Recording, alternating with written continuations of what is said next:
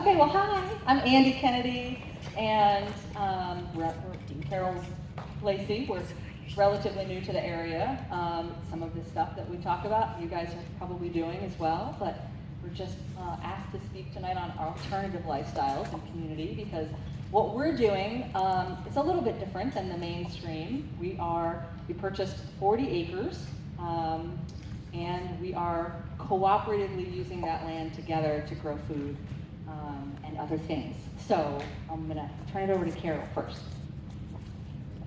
So just to give you some background on kind of how this started, Andy and I met in Colorado. We lived in northwestern Colorado with another couple that we know from the area. So there's two couples in Maine that are the founding members, if you will, of our community called Shambhala.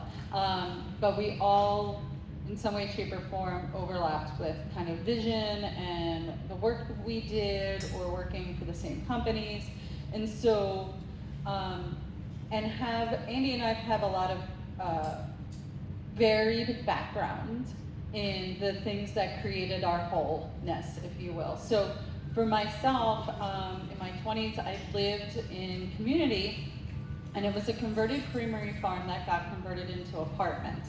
And I basically called it a hippie ghetto because a bunch of us were like, hippie people into jam bands and seeing music and, hanging out and doing bonfires together and listening to music, but we had a nice big garden.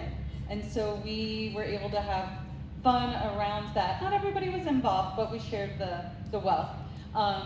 And then in my 30s, I went back to college and finished my undergrad, and I did environmental studies and rec and outdoor education, where I learned some really amazing things.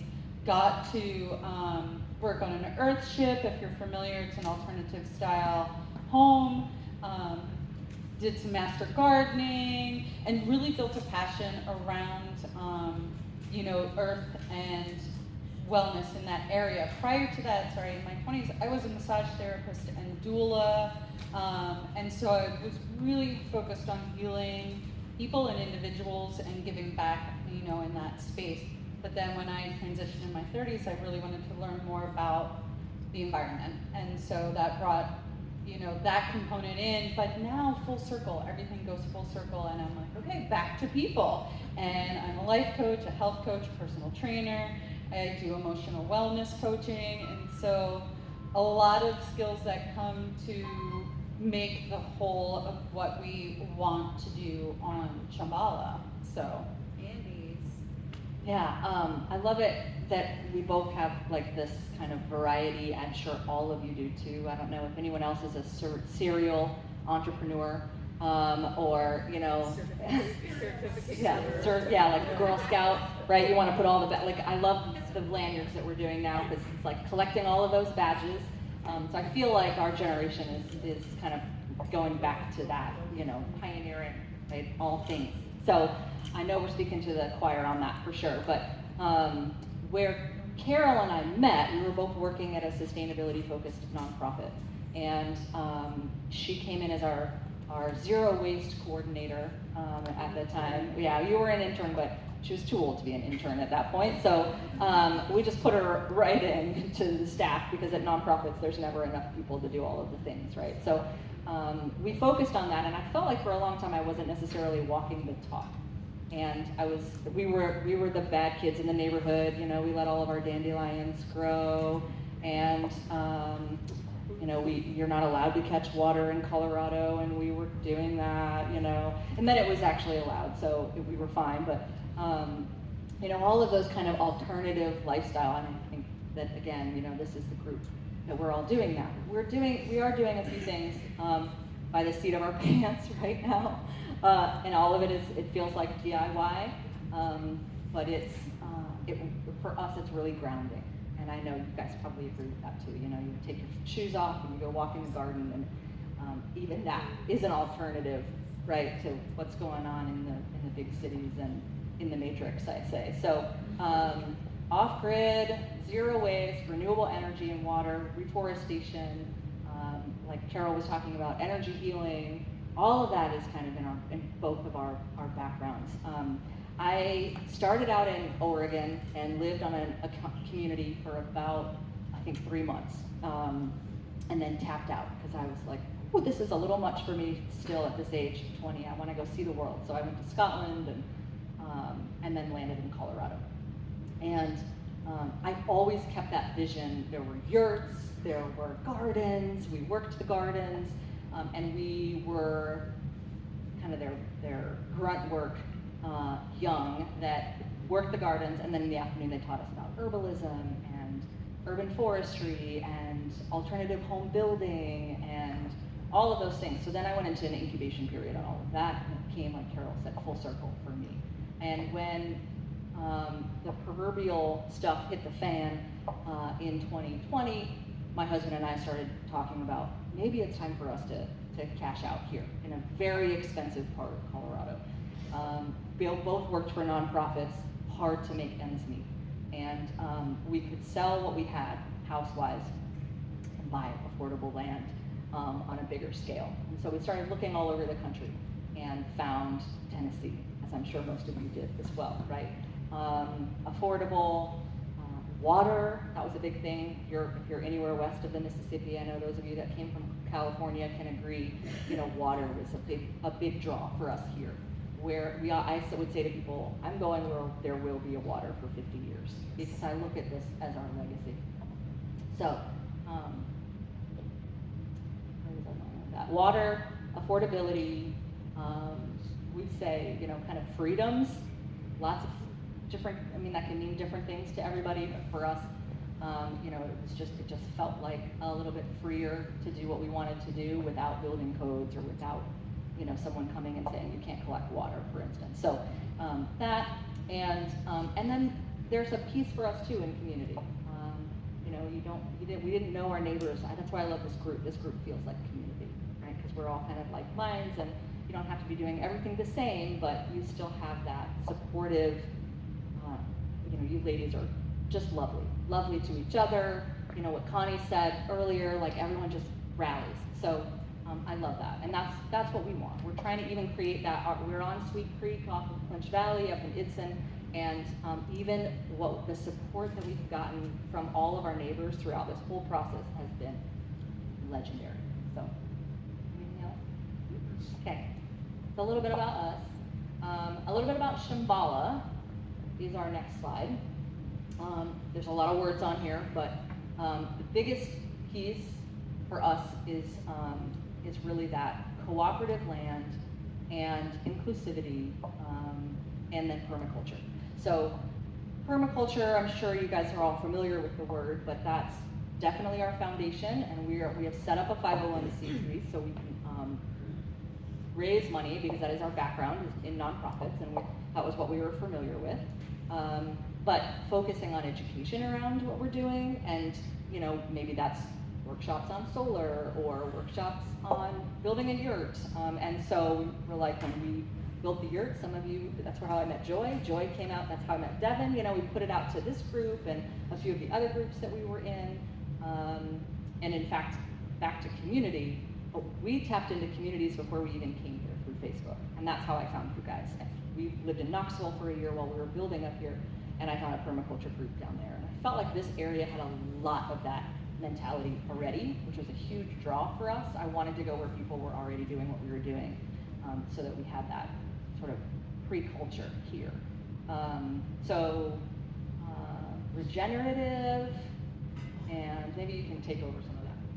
Yeah, absolutely. So part of the vision is to create a space that is safe, that is healing for people, and that offers maybe what we are missing out in a larger community. Because I was saying earlier, we all have lived in communities, but we haven't lived in community. You don't say hi to your neighbors, or you just wave, and maybe you're not breaking bread with them, or what it might look like. But having a safe place where everyone has the same relative ideology, maybe different faith backgrounds, but there's room for everyone, and a space for all of us to be seen and heard and supported.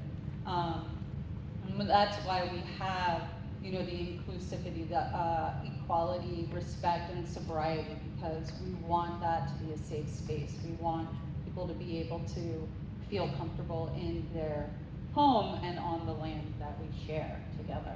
So it's important to us. Andy and I spent a lot of time writing our bylaws, our guidelines, and we'll go into that a little bit more as we move on about what we learned prior to even coming together and starting the community. And we're quite small right now, but if you build it, they will come.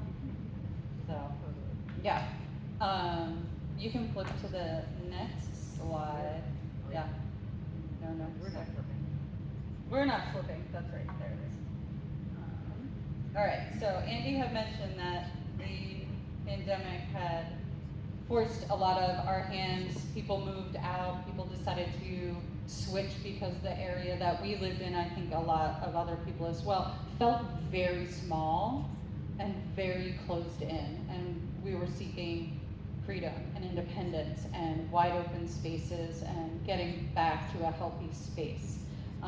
So choosing the land took a lot of work, like Andy and Craig did, and finding the right spot. So as you can see here, you can see our permaculture, the big picture on the left. That is a design that we did we took a permaculture certification class, design certification class. So we're certified permaculture designers. And so we created this as we were doing our course to kind of lay out a vision of what that looks like. Creating an orchard around us, a food forest, our home sites, and then, paths, walking paths, so that we can get everywhere and you can eat as you walk along. Berries, down that aisleway, so making it as homey and self-sufficient and supported as possible. So you want to? Sure. Yeah. As Carol mentioned too, before we came, we took some courses from the Foundation for Intentional Communities. They had a legal foundation, so we took that. They also had writing a membership, so we took that. Facilitation in community, how you deal with conflict, and nonviolent communication. So we've been kind of laying those bricks first, if you will. And then of course we also had to lay some infrastructure, which we'll talk about on the next slide. But the biggest thing that we took, that I know some of you had mentioned you wanted us to talk about, was we took a composting toilets course. I don't even know how we filled 10 weeks or whatever it was with composting toilets, but we did. And so we'll talk a little bit about that too. But I think, stacking the deck for us of coming here and feeling confident, even though Carol and I have been doing this for the better part of 30 years, it had been on paper. We hosted events, we hosted green building tours together, we hosted green garden tours together, but it never felt like we were growing in raised beds. My husband's in a wheelchair, so we used, the raised bed model for him, but for the most part. And I'm a master gardener, I forgot to say that in the bio, but I took that class in 2015, or certification in 2015. So we were pretty comfortable growing food on a small scale, but never in this big of a model with 9 families and 40 acres. And so we really wanted to kind of stack the deck to make sure that we were, doing things not right, but not making as many mistakes as we could. We could make we've made some mistakes, of course, but to make fewer mistakes. And the biggest thing with permaculture was watch the land. So we really did that for a year. And while we were building the deck and the road, deck for our yurts and the road, which we'll show on the next slide. But the top right picture is the aerial that when we first purchased the land, it was like a month later, so that's the aerial shot. And then the bottom one kind of shows you the topo. I've talked to a couple of you, your lands are sloped like ours, and it starts at 1,600 feet at the bottom of the road where the creek is, and we have a spring, and then it goes all the way up to 1,900 feet at the very top. So we got a lot to work with, and next slide, Robin. Thank you. We started with erosion. We started with a very dilapidated spring. The state of the land was, it needed help. It had been overgrazed and cattle and tobacco before that, like probably most of you. So there was compaction. We did soil tests. We kind of thought about where the water, watch the water, where the water goes, and we built a road and a culvert and a ditch system and a pond to really focus on capturing as much water as we could, and then eventually we'll work on those permaculture models of swales and slowing and spreading the water. But yeah, we're currently actually catching water because this spring house still looks like this, and it's full of some animals' poop. So we're not there yet, but it backflows. The creek backflows into that spring too. So that's why we're catching water. So next slide. Unless you had anything to say on that one. No. Okay, so soil quality, as Andy touched on already, did our test. We have started reforesting, so we have gotten trees, some of them from the Tennessee Tree Day. We've gotten a lot, actually, of those, and then taking grafting classes, and so we could get some fruit trees going. So that's been really great. We just bought a couple of fast-growing trees, so we have some more fruit trees that we've incorporated. But these are ways to regenerate the soil, right? The bottom left picture, that is what we call the poop chute to the left, because we compost in toilets, in buckets. That is our humanure. We are collecting our human waste. You go, you have sawdust, you fill the bucket, you set it aside, and then we have 55-gallon drums on the side there that everything gets dumped into, and those barrels sit for 2 to 3 years, and then they will decompose, they will get clean. Some of them have mushrooms in there already, so we know that it's doing what it's supposed to do. And then those, Eat those mushrooms. yeah, we don't eat those mushrooms. And then that compost will be used around the orchard trees and different areas to regenerate the soil and get it going, but not necessarily for vegetable-based stuff. Anything that's gonna, be touching that, we want to just for that safety level, keep it on non-food-based, like the orchard stuff, right around the trees, and you're fertilizing that way.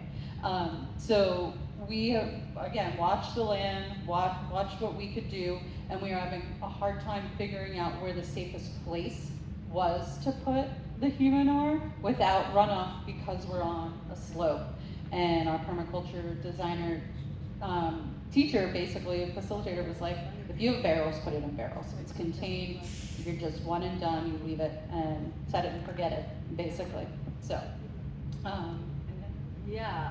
you just wanted to touch base back on the grafting. So we tapped into because of my Master Gardener background, UT, I don't know if any of you are on their list, they've got classes all the time. I actually took an orchard class with them all winter, so we grafted again. We've grafted, I think, about 21 apple trees, and they sit over the summer and the fall and the winter in pots, and then what survives goes into the ground. We've planted about 80 trees total. Most of them were the bare root trees, so small holes we're digging, and all different kinds of trees. But we wanted to start with the orchard because, of course, the best time to plant a tree was 10 years ago, right? So yeah, we pushed that one through before we even got on site. Same with the humanure. We're up there, we don't have a place for our waste, so we kicked that off right away, and that was a big reason why we took that class beforehand, so that we could just be sure. And so this slide's about the composting toilets. And the company that we took it through online, oh, sorry, next slide. So this is our composting toilets page. The book on the top left is the course that we took through regenerative living. And there are a lot of ways that you can compost your humanure. And we stuck with buckets, one, because we didn't have electricity up yet. And we didn't get that until we almost moved on site. It's like a month and a half before we moved on site that we got electric to our big, we have a 60-foot pole barn that came with the property, but no other buildings on the property. And there was a pole, but no electricity on the property. And so we had them extend that to the barn just so that we all work from home, so that we worked in the barn last year. It was like our compound was this big old barn. Well, not old, but big pole barn. So that's why we started with buckets, because we also didn't have water. We were bringing water from a nearby spring and using rainwater to wash those out. We didn't, I think we didn't even get through the first 10 buckets in the first year because we were only up there every other weekend or so. So it's slow going to fill the buckets, which is great. But that's why. We also decided to not get anything mechanical yet. We may upgrade to something mechanical, and they're great models. One in particular that I liked the best was like a 4-quadrant tank that would sit under in the basement of your home or under your home like we have. And it would just rotate every quarter throughout the year, and you fill that, and it kind of does that on its own. And then by the time it comes out after the year, it's been heat. It's got heat in that tank, because of course, as you know, with your own composting and your food, right? Heat and water, all of those play part of how fast and how well that food is being composted into dirt, right? So it's the same with human earth. You also need an exhaust fan if you're going to have something that's open. So the buckets for us were great because we could close them, we could keep the flies out, and just kind of keep that as clean as it possibly could. Great resource right in our valley is a mill just up the road. So we go up to him and we get all of his sawdust. We tried 3 or 4 different types of wood chips and just wood waste in general, and that sawdust was the very, very best. There's no smell, there's no bugs, there's no, it literally kind of soaks everything up and turns into starts that process much quicker. And then Carol mentioned the mushrooms. The other thing too is when you have a pile, just like your compost pile, your food compost, when you have that on the ground, you need to be worried about leachate, which is the water that comes out of that, right, and where that's leaching to, and animals, because you don't want any of the wildlife in there. So the designer that we were working with said, you want your encaged, like you have an encaged compost bin, right, somehow, whether that's pellets or wood of some kind, you want that then fenced. So it would have had to been a really elaborate system that we didn't want to focus on as our first system, because we were focused on homes and home sites, because we needed to move up there. So that was why we didn't go big at first. And again, that's something that we can adapt and move in. The far right image that's kind of trailing off a little bit, but I just wanted you to see the text of it so you can search for that video. If you don't know who Jeff Lawton is, he's a permaculture expert. He's a darling man. I don't know if he's English or Australian. I'm not great about that accent, but I'm pretty sure he's English. And this wheelie bin compost is a really good example that anybody could kind of get going right away. So that's a good resource for you. Our last page has some resources too, so you can take a photo of that. The middle image is what Craig and I built in our back house, and that is Ziggy learning how to use the toilet. So as you can see, the bottom left picture, basically that was the original setup, right? We had these commodes, right? And then a 5-gallon bucket underneath it. Andy and some interns or wolfers in our big barn, they built a stall for us for the bathroom, for the toilet area. And then outside of the barn, we have another stall, all made out of pallets. That's where we shower, basically, because we don't have fully running water in our homes just yet. So we have solar shower bags, that we let warm in the sun. They get really hot. Sometimes you have to let them cool first or you'll burn yourself. But that's kind of our setup. And in the very first slide, my house was on the left, and Craig and Andy are the yurts, and I'm the shed. And you may have noticed there was a gingham tablecloth like hanging over the railing maybe. That's where my bathroom is right now. It's right on the front porch because I don't have anything made stall-wise at my house yet. So, but these little commode things, they come in super handy to get yourself set up, and you know, kind of like a regular system, the 5-gallon bucket fits really nice underneath it. You pull it out, you're done, kind of thing. So there's some really great, like I see a lot of marine toilets that get used for in-home composting toilets, because then you can connect that system into the ground. You can divert the urine into a gray water system, and then your human waste gets put into a bin, and then you can then wheel that bin out, let that bin sit once it's full, and you know, latch it down so nobody messes with it. Say like, you know, like a big garbage bin or like a recycling bin, a wheelie tote thingy, and do it that way. Or you can have like a larger containment system like Andy was talking about that aerates and rotates, and there's some really elaborate systems out there for sure. So.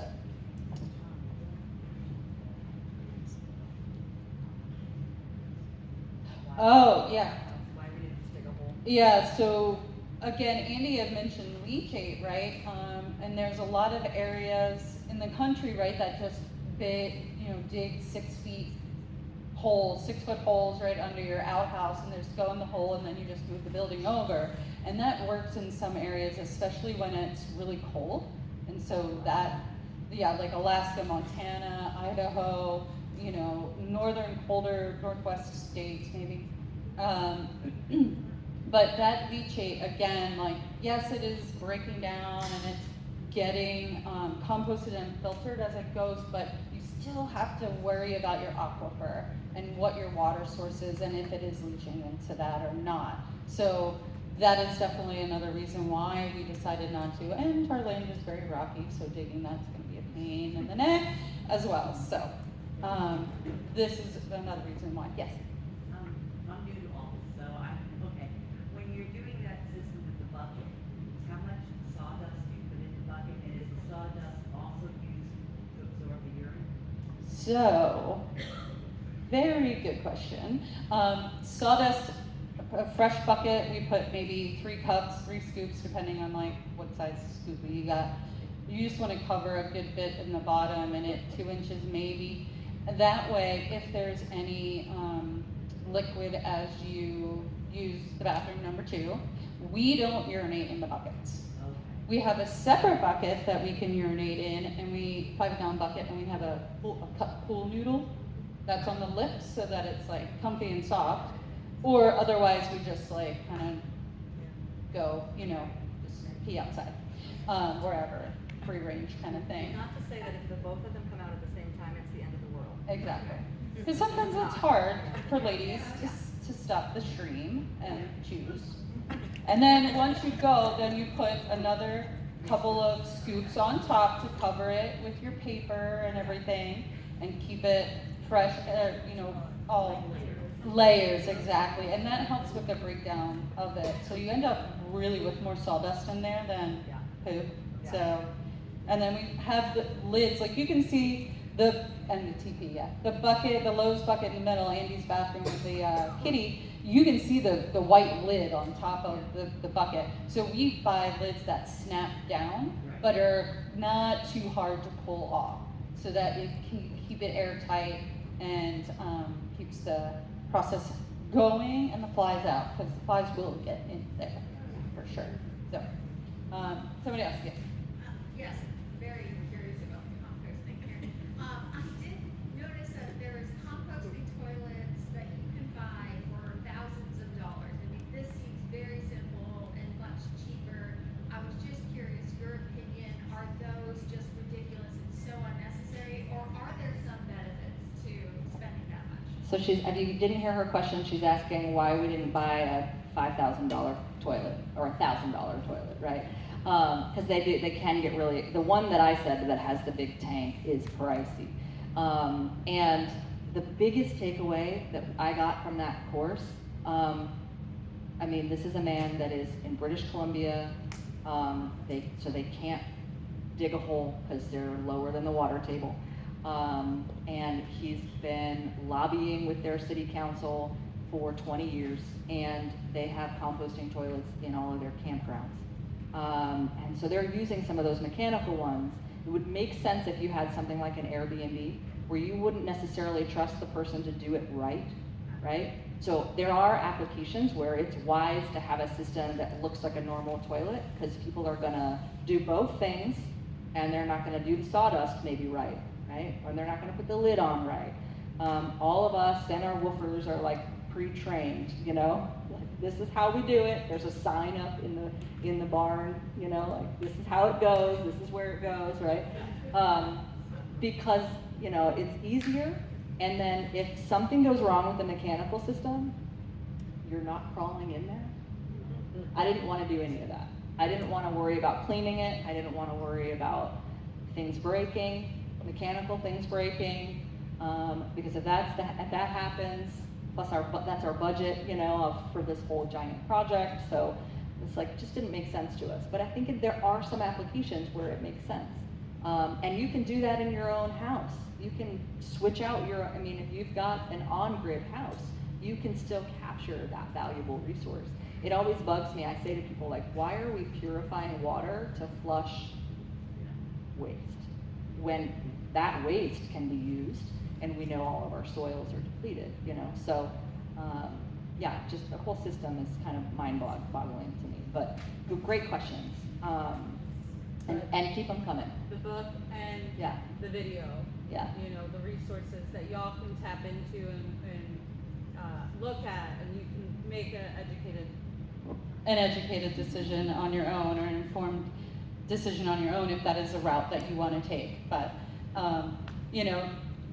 some days it's like we went away and we had an awesome bathroom and we're like, yes, real shower, real toilet, So go ahead, Deb. Okay, to get a little graphic, like when you fill up your initial Lowe's bucket and then you go to transfer that material into your larger container system, what does that look like? Does it just come out nice and clean, or are you like getting in there to like I love this spray question. things? This is great. So you got to be a little brave. It's true. We glove up and We mask up. we glove up and we mask up, and then wipe ourselves down afterwards, just to make sure no particles kind of flew all over. Whether we'll wear glasses, safety glasses, whatever, right? What we do is we wait until 10 buckets are full. So then we just open the barrel if the one, because not the 10 buckets doesn't fill 55 gallons. It's like a quarter to a third of the, drum, if you will. Yeah, compacts. So it compacts, yeah. And then they sit there. It's been probably 2 months, not quite, 6 weeks since we've done. We might have 8 buckets now because we've had a lot of wolfers and more regular stays. Anyway, so the first time we did it before we built the water catchment system, Andy and some friends, because I wasn't here. But what we would do is we would empty the buckets. They don't come out nice and smooth. There's gobbledygook on there and all. And then mostly sawdust, occasional some other stuff, but it's okay because this is part of the deal, right? So then we would take them and sit them along the barn and wait for it to rain so we could get water in there, because we didn't have water catchment down there, and their water catchment system wasn't set up yet. So it was very primitive. And then we've got a wand, and when they're full, we swirl it around, we kind of dissipate it in the gravel and the weeds, and in the orchard. down into the orchard and herb garden area. So then it's inoculating that soil, right? So then we clean them up, and We were very fastidious at first. yeah. Like Dawn, toilet scrubber, all of that. Sorry, Dawn, toilet scrubber. Now I feel like if you bang the bucket on the 55 gallon drum, it almost all goes out. I was gonna say, are you using like a tool Nope. to get in there No. and like get everything out, or are you just Nope. like dump and go? Yeah, it's as rinse fast, that and- dump process is as fast as it can be. And if you let the, like, after, When we're cleaning, if you let the water sit in there, right, everything gets nice and softened up and like slushes out. They're pretty good. I mean, It was gross at first, and now we're just like, whatever. don't go. Yeah, Yeah. go ahead.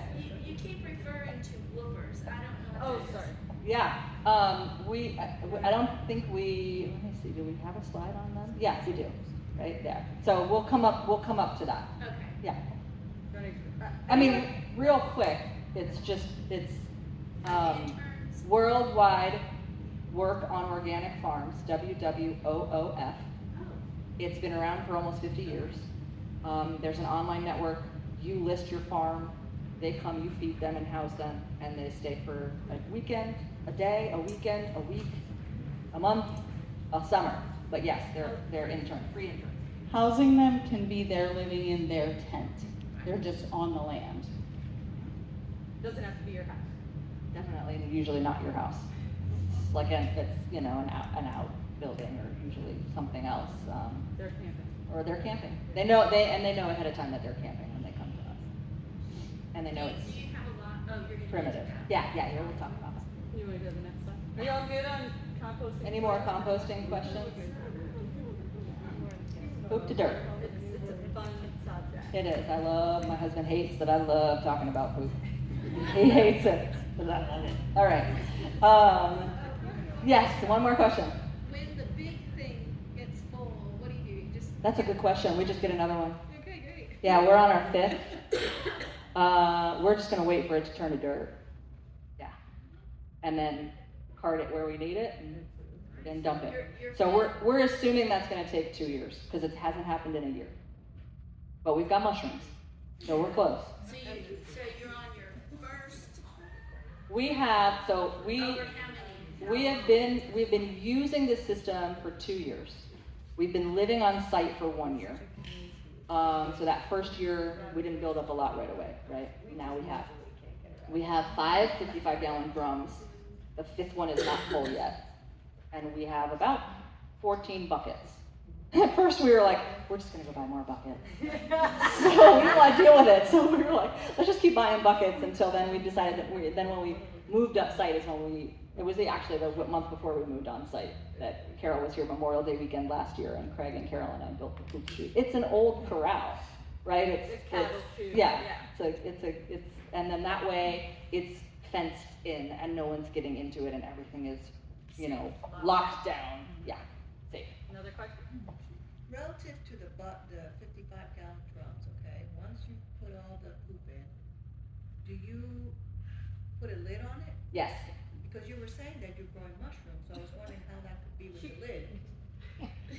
Well, I've been checking on them. Well, Yeah. I know that, but I just wondered how. Yeah, they're not airtight. Okay, so Yeah, that's what. but they are lidded. Yeah. Okay, so they're Yep. lidded, okay. And there's worms in there, and there's Yeah, whatever. lots of activity. Yeah.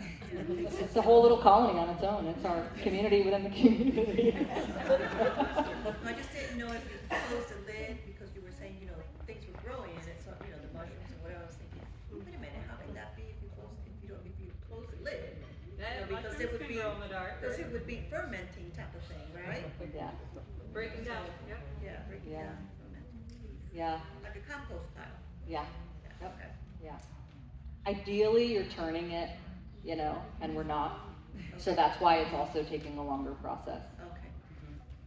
And it does have some liquid in there. Ideally, it doesn't. So, yeah. Great question. Next slide. So here's a bit about permaculture, and we focus on zones. As you can see the top left, so your home is zone 0. Zone 1 tends to be your food producing items, your vegetable garden, a little bit of orchard stuff, herbs, some small animal husbandry, and maybe water features. And then as you go out, zone 2, again, more orchard stuff, larger animals. Zone 3, looks like there's some swales on that one. to, especially if you're on a hillside, so the swales help to slow the flow of water and disperse it so that you're retaining more on the land and in your aquifer. And then I can't see what zone 4 is more. Well, the further the zone is away from you, the least amount of time you go there. So you want everything that you're touching on a daily basis in zone 0 and zone 1, your herb garden, your food that you're picking, your tomatoes, things that you're picking on a daily basis.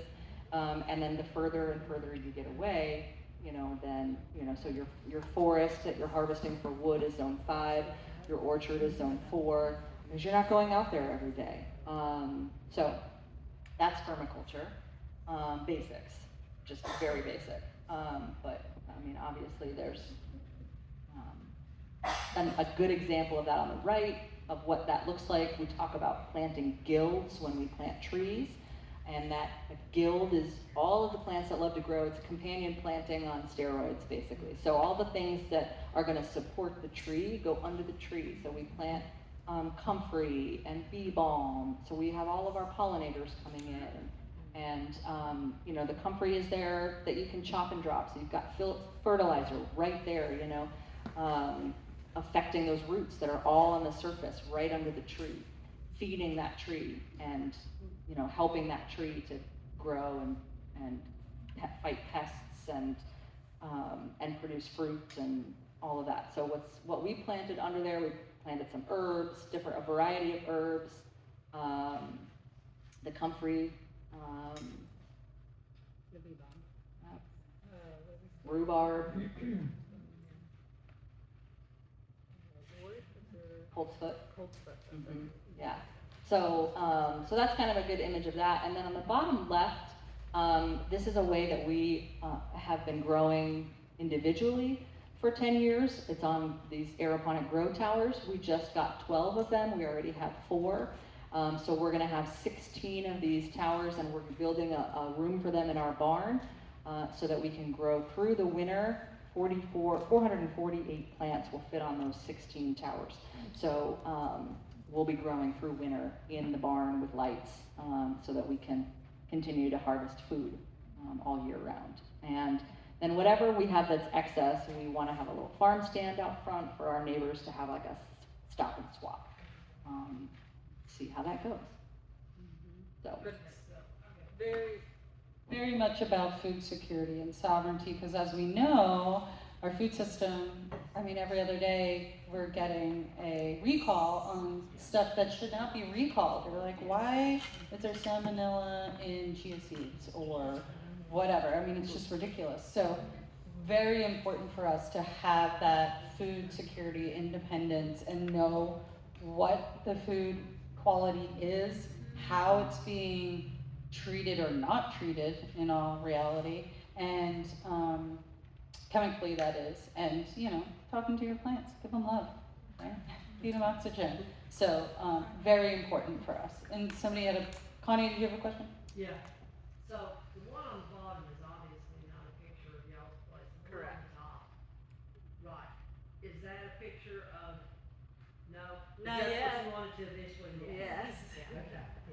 That was my question. Yeah, the very first slide had the image of all of what we have planted. We probably should have stopped on that slide and showed you that one. But yeah, we're little by little. Like I said, we've got about 80 trees, and between us we have about 35 or so. So yeah, we're growing those, but they're not that big yet. Okay. Yeah. I was just curious. Yeah, good question. So this is the yurt castle that my husband and I built. Oh, there we go. And it's like a paper or a textbook alternative living right there. So we built the deck first, and we built the little yurt first, or second, I should say. And then the big yurt the little yurt's 20 foot, the big one's 30 foot, and then in September of last year, we built the bathhouse in between. And we're slowly starting to have the comforts of modern living in there, but slowly but surely. We don't have running water yet, but we're pretty dialed without running water. It's fascinating how easy that becomes when you don't have it. We have a pump, we have water, you know, we're doing dishes, we're doing all the normal things. What is that though? Right. Buckets. Right, but it's a 5-gallon water jug with a rechargeable pump so that the water comes out. Y'all might have them in your house if you do spring water, but Yeah. that's our spigot. Yeah. Yeah. Barn as well as in their house. Yeah.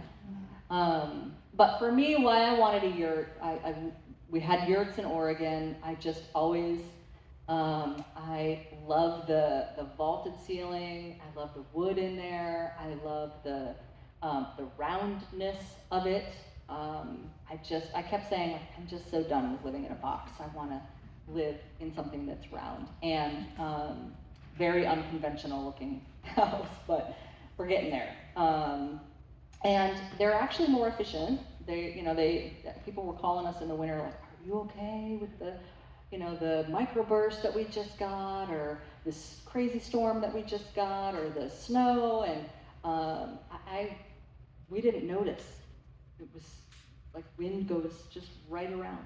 So, it definitely flaps the roof a little bit, but for the most part, we don't really notice the wind. So, and it's loud, like in a barn or under a metal roof, when it's raining.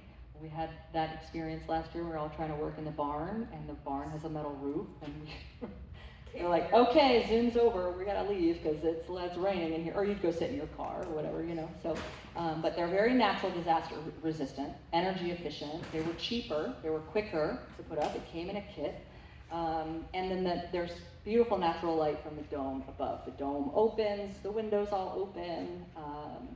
We did just put in air conditioning in the big yurt.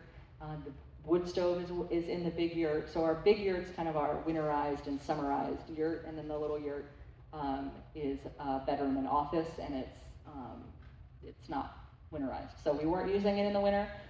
It'll have a wood stove eventually, but we're coming to find that we have enough space in that big one. Do you all have children? No. I was wondering how that was working out. No, but we have a new family that's probably joining us, that is joining us in October, and they have a 2-year-old, and they have a hard-sided yurt that they're bringing. So we're like all excited. Bring some kids, because we're all over 50. The few of us that are on there, and so we're like, we need some young life, yeah, and we want multi-generational on Shambhala. So the other pictures on the side, examples of other alternative living, sustainable homes. The top picture is of an earth ship, which is earthen ram tires, and then you can build the walls, like you can see there's like glass bottles that are inlaid in the wall there, that's made with kind of adobe, you do mud and straw and sand and build that up. This gentleman, who I cannot remember his name, he's doing these in Tennessee. So this is a picture of him, and he has brought this to Tennessee. I believe he learned under Michael Reynolds, who's in New Mexico. I don't know exactly, but He's on YouTube too. Yeah, so he's doing them in Tennessee. The middle picture is of a geodesic dome, which are really neat. Again, same idea of the yurt, rounded top. You can have big windows in there, but very natural disaster proof homes. And then the bottom one is of hempcrete. So using hemp plants and the hemp fibers to make concrete blocks to build your home. So you do a little bit of that traditional, construction with the studs and the walls and that sort of thing, but then you fill and build those bricks up and create, that's your insulation, that's your support and everything. And there is a community called Earth Haven in Tennessee here. They're Tennessee. Earth Haven's in North Carolina. Oh, Earth Haven's in North Carolina. What's that other company? We saw them, we were at a festival for homesteading. Yeah, so they're like west of Nashville, I think. So anyway, they're really neat, and we could potentially get that resource information or whatever to y'all. They are also starting an intentional Haven Village. They're also starting. You're actually just outside of Chattanooga. Oh, outside of Chattanooga. They're starting. It's an intentional community as well. So, very big one. Ours is smaller. So, did somebody have a question? Yeah, have you guys, in your experience, seen the mud homes, the dirt bagging homes? Yes, and so we do have that listed up there. Sandbags or dirt bags. There's a dirt bag. Just because I live in California, and right where I lived, there was a place called Cal Earth. You can look them up online. Okay. And I went up, it's really hot in the desert there. It's probably about 110. And I just stepped right inside one and bam, you Cool. can feel the difference. And that's it was just amazing. really cool on the inside. So you don't need all that air conditioning. Right, because you're utilizing that. Yeah, that's amazing. Definitely, both of us have thought about why did we not utilize the, I forget what it's called, but climate battery, where you circulate a tube under the ground about at least 18 inches, and you pump that in. You have a pump that pumps in and pumps out, and you use the natural ambient air of the earth, so that your house is at like 53 degrees, so you're only heating and cooling from that point, depending on the time of year and such, because that's utilizing free resources. So. It's not geothermal. Geothermal is the it's only heat. But it's just pumping that air up from the earth, and which is always 55 degrees. But it's longer. It's deeper than 18 inches. Joy. Back to the ambient air, Tammy just brought up a point, radon. Yeah, you have to get that tested for sure. Died because of radon. Yeah. Yeah, good point, for sure, yeah. We've mitigated it. If you didn't hear her, she was talking about radon. You have to be a little bit You get careful. testers for it. Yeah, We didn't of course. even know in our house, but my brother-in-law got super sick and found out he lives in South Carolina, and come to find out it was in their house because our windows they're so good now, and So tight. and everything's insulated so well, it Exactly. doesn't escape through the cheap Yeah. windows that we used to have.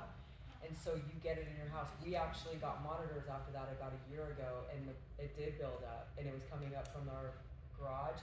But as long as you open it up on a daily basis, or open up some windows, or get it out, you can keep it down. But you have to basically open up all the time, at least like once a day. Certain states and/or counties do require radon testing in every single home that you purchase. I'm from Pennsylvania originally, and you have to have radon monitors in your home because, one, I live outside of Philadelphia, and it's highly polluted there because it's See, we were never told when we bought our house. DuPont. It was never, I don't think they knew. Like, right. the only reason Especially older homes too, Yeah. dirt basements This and. is 2007 it was built, but I found, the only reason we even checked was because I found out from my brother-in-law. Mhm. Sick. Oh, yes. Never even knew about it. I'm from the West Coast. Oh, right. Okay. Next slide. Coming to the home stretch here, we promise. Okay, so just some examples of off-grid. I mentioned that we started with the barn being on the grid, so that's our only on-grid site. And all of the homes will be off-grid, using either solar or generator power. And our solar system is 3 kilowatts. That's the panels on the left with my husband and our neighbor. And that's just half of our array. That's just 6 of the panels. We have 12 panels now, 4 48-volt batteries that runs the fridge, our AC, fans. We work from home, so we have all of that stuff too, lights, etc. So we're pretty good running that simple of a system.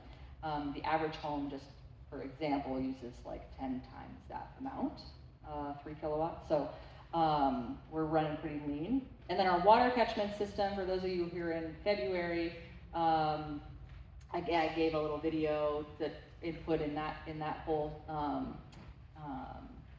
presentation. It's 1,550 gallon tank. We have a 16 by 20 roof underneath the yurt deck. And we're catching water, so it's going through the deck boards onto the roofing panels that we have underneath there, because we can't, yeah, the middle top picture. You can see part of the roofing panels above us. So that is under our deck. That's the 1,500 gallon, 1,550 gallon water tank. And then under that is the barn water catchment that we just built at the beginning of this month.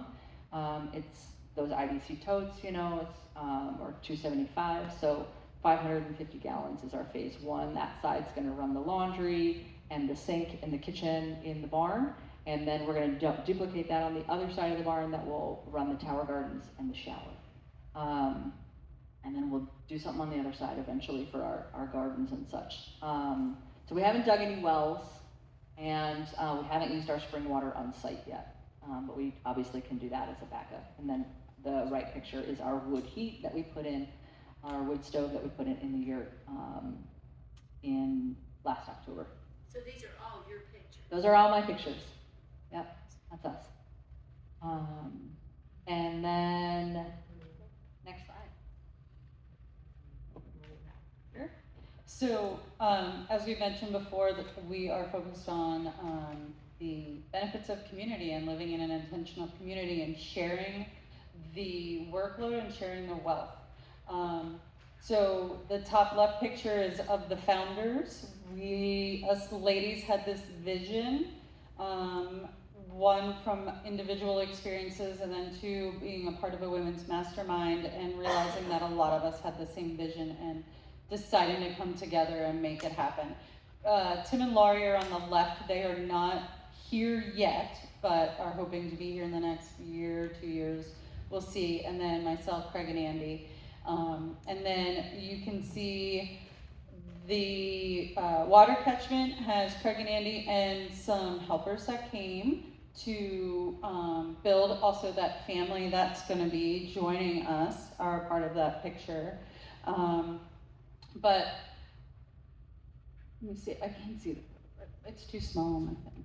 Okay, yeah, so you can see like all the people that have helped. Andy on the left, like helping put in windows and do different things. People that we have met, the community that we've built, our neighbors and their pigs with, you know, the kids, cutting off the lids of the barrels. And then top left, again, those are 3 wolfers that have come to help. And we are up to a total of 8 wolfers or interns that we have had come join us and spend time with us, anywhere from a day, 3 days, to a month, 3 weeks to a month. And some of them are absolutely incredible, and really most of them are go-getters and just don't want to sit idle. They want work to do. They will find it if you give them the opportunity, like, this needs to be done, this needs to be done, this needs to be done, and you have downtime and you want to work on something, like, go for it.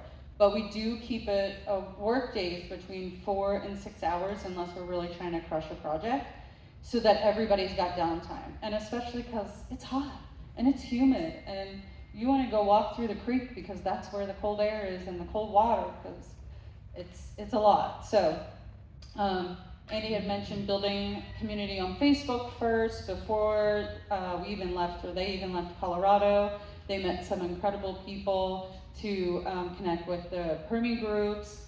And, you know, life, I said this earlier, life is easier when you're doing it with family, you know, your friends that become family. So it's been a lot of fun. We're really excited for what's to come. And yeah. And then the last slide is our resources. Yep. So you take a screenshot of that, or a picture, of that. I totally did the thing that I always make fun of. I'm like, that's not a screenshot if you're taking a picture of it. So the first one is the Intentional Communities website, and then Lost Valley is where I did my first internship. WOOF, that's how you get in touch with WOOF. It's www.oofusa.org. Great resource. I'm really loving connecting with the next generation of farmers. These kids are so plugged in. We had a young man who's in the agriculture program at Cornell last summer. So really, really smart group of kids that plug into that. And then of course UT Extension, they've got great fact pages, but then they've also got, you know, great education programs.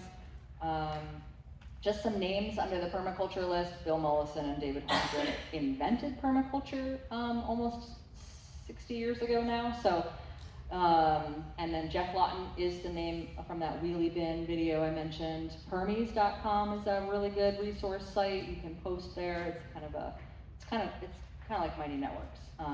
It's got chats and groups and places that you can kind of hang out. And then who we follow on social and YouTube. So that's alternative living. Any last questions, ladies? Okay, yeah. On your rain catchment system, I noticed you used the IBC totes. Yeah. Did you paint them black or they? Yes. Okay, so you paint them all We used the way. exterior paint to paint the IBC totes black. Our big 1,500 gallon tank came black. Okay. We didn't paint that one, but yeah. Do you have to put bleach or something in there every little bit to keep it from growing algae? We're hoping not. Which is why it's painted black, to Yeah. limit the amount of sunlight, yeah. But we'll keep an eye on it. Airtight as possible, and then, yeah, black. Yeah. We're hoping not. Yeah. How did you connect the two? Connect to, The two totes? PVC piping. So was it? oh, right, we're not We controlling the did that- slideshow. And we did that today. Yeah, yeah, we literally just connected them today. We fill yeah, I don't think you can see it because it's not connected. They aren't connected in that picture, but we did that today. So when you did it from where the plug comes out? where the- Correct. We into connected the other one? their two release valves is where they're Right, connected. right. Yep, Okay. And yeah, then we just have with PVC. the hose Just the ticket PVC, And okay. then, yeah, we did put another out. Another out to go, Mhm. okay. for, yeah, so we can clean our buckets easier. Yeah. Yeah. Yeah. Could be a whole new system, cleaning those poop buckets. Yes, ma'am. No, that's a long story. We have beautiful bamboo decking that we want to, it's half decked, but we have to build ramps, and that involves scabbing the deck up to meet the doors. And one of our friends is going to come help us do that. So that OSB has been down there since last fall, and it's going to stay there until land comes out, because I don't want to deal with building ramps. The math. I was actually thinking I might try the front, and then I was like, why would I do that to myself? When, yeah, no, it's completely blocking that, yeah, that, it's not, we're not getting a whole lot of water coming through that right now. Good question. Observation, I should say. I think I kind of understand what you're talking about, the community part, but you said friends, family. What's the vetting? Like, Oh, yeah, that's a good process. It's like dating. okay, so there's a whole process. It's not Oh, yeah. You aren't like, yeah, come on. Yeah, no, we have a, I have a fun conversation one evening, but they don't fit, like. yeah, no, first of all, we've got a 14 or 12 page, 14, whatever it is, guidelines. So they read that. We have a couple of Zooms. They come out, they visit, they get a 6-month trial period. There's definitely a whole We system. do a background check. Yep, yep. And we Really ask deep questions on what type of, experiences they've had, and how do you handle conflict, and and make sure that we in our ideology philosophies of how to live in community are in agreement, and we have a very specific way that we want to interact with people that is as peaceful and good conscious living, right? A lot of emotional intelligence and integrity, right? And that's why we listed some of those values on there so that you guys could see that. But it is a deep process that we go through. So that 6 months, what does that look like? Are you saying they live there for 6 months and it doesn't work? Yep. Yep.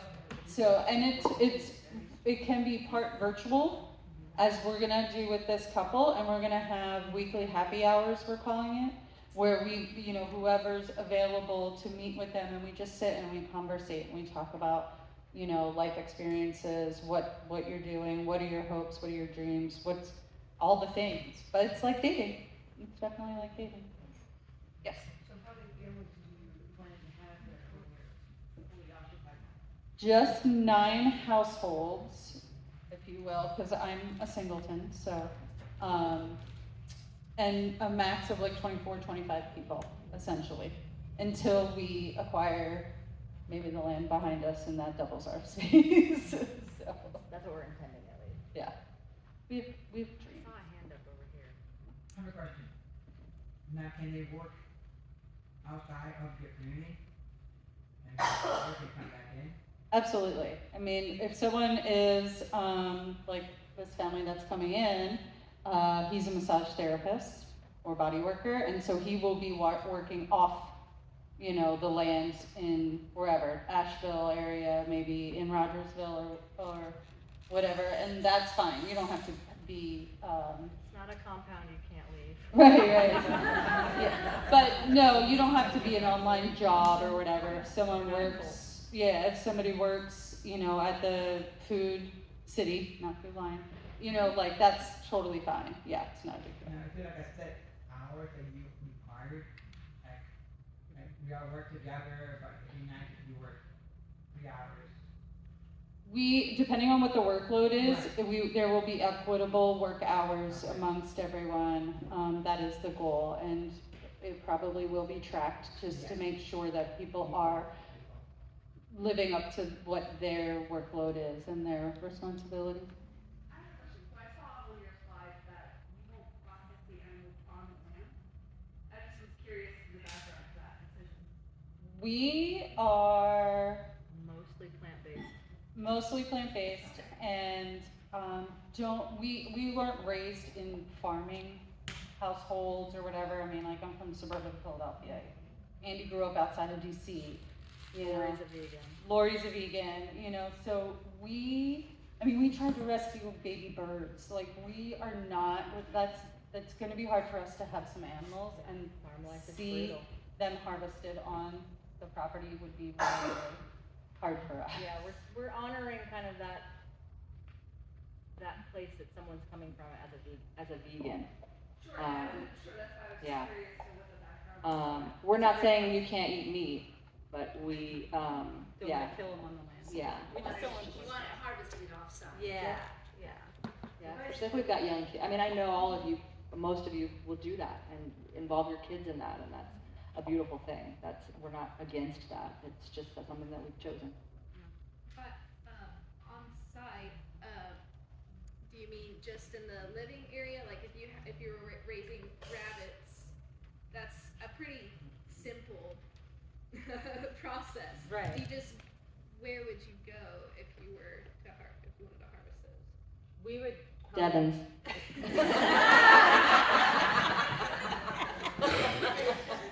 She's just up the street now. It's great. No, I'm kidding. We haven't processed that, you know, we just haven't gotten there, and this is a living document that might change. Our vegan friends may never move on site, so then we maybe wouldn't have that issue. But again, we're trying to, you know, honor that for her. So, yeah. We might get over it someday. Yeah. You know. But that living document is something that we're all editing every 6 months and reviewing every 6 months. So that was just, yeah. My husband is a hunter, for instance. He hunted elk in Colorado, even though he uses a wheelchair. That doesn't slow him down at all. He skis, he hunts, he drives, he works out in the real world, you know. And we had a very heated discussion around guns and hunting on site, because we have turkeys and deer and, you know, yeah, currently there's no hunting on site. So, you know, how do you honor both ends of that spectrum, you know, for the vegan and the hunter? So, yeah, that's how you, yeah, it's exciting. Yeah, balance. Yeah. Great questions, ladies. Yeah, one more. Briefly you can, because I'm still trying to grasp this whole concept of and so you have the property, you screen as to who you want part of the community. they bring their yurt or their way of living onto your property. Now, and they work in order to live there, like how does that work? There's a buy-in. Okay. Yeah, Membership. there's a buy-in. So we're all co-sharing the land together. So it's the land is actually an LLC. So Okay. when someone comes in, they'll be co-owner of the land. And they're responsible for their own dwelling place, right? Yeah. Okay. Yeah. Great question. Thank you all so much. Yeah. One more comment. So what happens, I've got two parts here. What happens when they leave? 6 months down the road, you figure out that you just can't live with this person on your property. They're voted off the island. So how long does it take before they They buy take in? their yurt with them? They can do either. If their home is permanent, what's currently in our guidelines is that they can sell it back to Shambhala, and then we can sell that to a future member coming in, or they can take it with them, disassemble it and take it with them. Yeah, that's part one. Part two, on your woofer. What if you get a woofer on there that doesn't want to work? They so far haven't. We've had They well, we weed had. themselves out. They do, yeah, no, that's Two- that's true, that's true. We've had two that have been a little bit difficult, and they figure out pretty quick they shouldn't be there, and they leave. Because I know somebody else who uses woofers. Yeah. They've had some problems, and I was like, sounds like a great thing, but. We kind of vet them too, so I have turned people away. I've been very particular about this is how rustic we are living. We are very primitive. There's no running water, you know. So I think that in itself is weeding out the prima donnas. What did you try to ask on the green? You? Me? Yeah. No, it was nature. Okay, great. Yeah. So is it like a trial? Do you okay, come in, this is the bylaw, you go by it, or do you do by trial? Like, you know, when you tell people, you know, you say, hey. Is there a probationary I period? it's fine. For membership? Yeah, 6 6 months. Mm-hmm. Oh.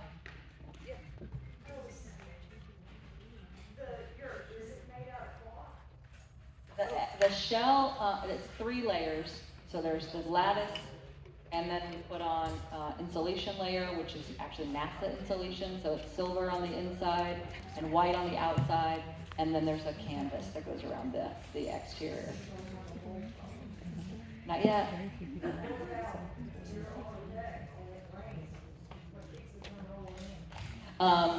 There's a subfloor, and the tent goes down past the subfloor, so it just rolls down the tent. Yeah.